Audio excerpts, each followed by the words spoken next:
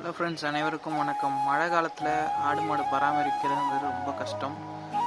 ஒரு டைலாக் கூட இருக்கும், அடைமழை காலத்தில் ஆடு மாடு இல்லாதவன் ராஜான்னு சொல்லுவாங்க.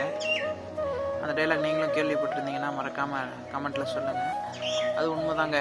மழை காலத்தில் ஆடு மாடு வளர்க்குறது ரொம்பவே சிரமமாக இருக்கும். நீங்களும் ஆடு மாடு வளர்த்துருக்கீங்களா? ஆனால் மிகவும் சவாலான காலம் மழை காலம்தான்.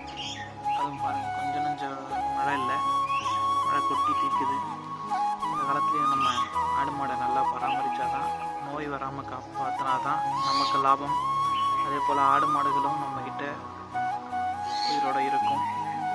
மழை காலம் வந்துட்டாலே ஆடு மாடுகளுக்கு எதிர்கான காலம் மழை காலம்தான். அதுக்கான தேவையான தீனி கிடைக்காது.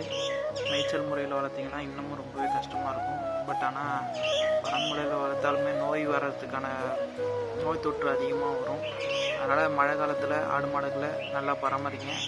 நீங்களும் மழை காலத்தில் நல்லா வளர்த்துருப்பீங்கன்ட்டு நம்புகிறேன். அனைவருக்கும் நன்றி.